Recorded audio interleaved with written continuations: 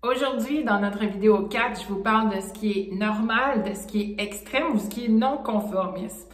Pourquoi parler de ce sujet-là avec le TDAH? Eh bien, tout simplement parce que quand on pose un diagnostic pour valider qu'une personne a bien un trouble du déficit de l'attention, avec ou sans hyperactivité ou impulsivité, eh bien, il faut avoir fait la part des choses. Il y a souvent un questionnaire qui est remis aux parents et, par exemple, aux éducateurs d'un enfant. Et quand il s'agit d'un adulte, eh bien, on essaie de revenir dans le passé, aller chercher différents indicateurs et en même temps de demander à un membre de l'entourage de la personne adulte son point de vue sur ce qui se passe. Des points de vue, c'est subjectif, hein? Ça peut varier en fonction de nos intérêts, en fonction de nos habitudes de vie, en fonction de nos repères et de notre tempérament. On n'a pas tous, évidemment, les mêmes priorités, la même façon de s'organiser ou encore le même type d'attirance envers certains sujets, certaines passions. Alors, pour pouvoir faire le tri entre ce qui est normal et ce qui serait problématique en vue d'un trouble, il faut valider certains points.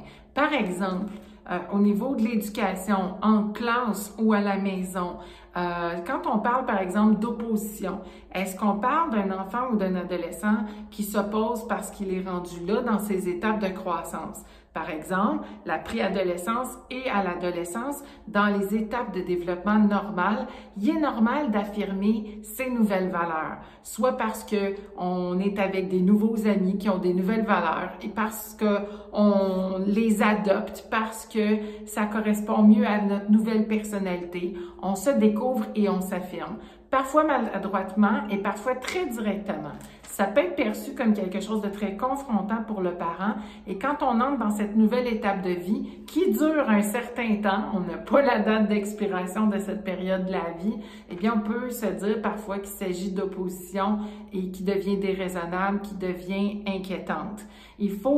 Comment on fait la part des choses? Comment on fait pour trouver justement les « il faut », qu'est-ce qui est correct et qu'est-ce qui est pas correct? C'est pas évident de trancher.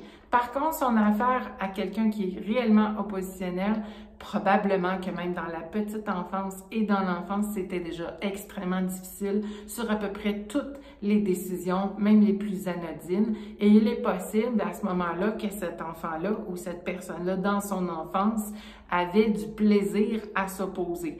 Parfois pour des raisons qui ne tenaient pas la route, parfois même sans raison, par plaisir du pouvoir, par plaisir de provoquer. Alors c'est bien différent que de s'opposer parce qu'on a des arguments, parce qu'on pense différemment, parce qu'on veut affirmer une nouvelle direction de vie. Pour ce qui est, par exemple, de l'originalité, il faut savoir qu'il existe certaines caractéristiques qui peuvent être assez différentes de la norme quand on est neuroatypique, quand on est neurodifférent. Par exemple, connaissez-vous la synesthésie? C'est un phénomène où on allie plusieurs sens ensemble et ce n'est pas une décision de la personne. Par exemple, une personne peut dire, bien évidemment, le numéro 1, c'est jaune, ce numéro-là.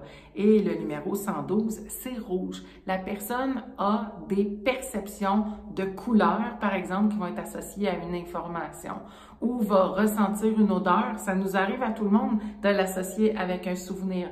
Mais quand un objet, par exemple, rappelle systématiquement une odeur et qu'il ne s'agit pas d'un souvenir, là, on parle de synesthésie. Est-ce que c'est anormal? Est-ce que c'est bizarre? Non, c'est un phénomène sur lequel on a même des chercheurs qui se penchent, qui ont commencé à étudier la question plus récemment pour mieux comprendre comment fonctionne le cerveau. Autre exemple, quand on parle d'hypersensibilité, on a un point de repère où on va dire une situation peut être trop heurtante, trop apeurante, trop stressante et ce sera peut-être pas le cas de la plupart des gens. Est-ce que c'est parce qu'on a affaire à un enfant qui a plus peur d'un certain sujet ou de certaines conditions?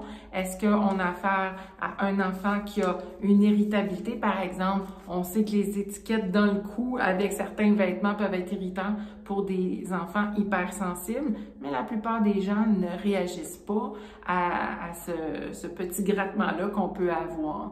Donc, il y en a qui sont très, très, très sensibles, mais on doit adapter adapter des vêtements, des objets, des situations, des façons d'aborder certains sujets, mais ça peut être de l'ordre de l'hypersensibilité qui concerne une personne sur 5 dans la population et qu'on trouve plus souvent, pas toujours, mais plus souvent avec un TDAH. Autre chose au niveau de la motivation, au niveau de la passion, est-ce qu'on est animé, est-ce qu'on innove, est-ce qu'on est non conformiste, est-ce qu'on est différent parce qu'on a des nouvelles idées qui vont peut-être plus tard révolutionner certains domaines. On en connaît tous des grands penseurs, des grands innovants, des grands scientifiques, des personnes qui marquent l'actualité par leurs nouvelles technologies, leurs nouvelles inventions et c'est formidable, c'est un talent précieux. Par contre, quand on est dans l'enfance ou quand on n'est pas dans un milieu qui valorise l'innovation, est-ce qu'on est vu comme quelqu'un de dissident, quelqu'un de bizarre? Est-ce qu'on est entouré de gens qui ne peuvent pas nous comprendre parce qu'ils ne partagent pas notre passion? Ou si, même entre passionnés, on détonne par nos bizarreries, par un côté passionné avec la vision de projets qui ne se rendent jamais à terme parce qu'ils ne sont pas structurés, parce qu'ils sont décousus, parce que la personne change constamment de passion, d'avis et de focus. Donc ça, ce sont des indices qui nous permettent de voir si une personne a de la difficulté d'attention, a de la difficulté de focus ou si elle est simplement hors norme et qu'elle a envie de vivre autrement. Pas facile de trancher ces situations-là. Les personnalités sont vastes, les intérêts sont vastes et les choix d'aujourd'hui nous permettent de vivre une multitude de choses. Mais il faut quand même revenir à la part des choses. Est-ce qu'on est fonctionnel? Est-ce qu'on se développe bien? Est-ce qu'on est heureux avec son entourage d'une façon qui fonctionne et qui apporte de l'harmonie et de l'avancement? Ce sont des points de repère qui peuvent aider. Les conseils de cette vidéo et les points d'information que je vous donne sont bien généraux par rapport à un spécialiste de la santé qui est mandaté ou qui est formé pour pouvoir poser des diagnostics. Donc, n'utilisez pas cette vidéo pour remplacer un avis professionnel, mais par contre, ces informations-là sont là pour vous apporter des points de repère et vous guider entre vos jugements personnels, ceux des autres et une réalité qui est fonctionnelle et harmonieuse. J'espère que cette vidéo-là vous a aidé. Je vous dis à très bientôt.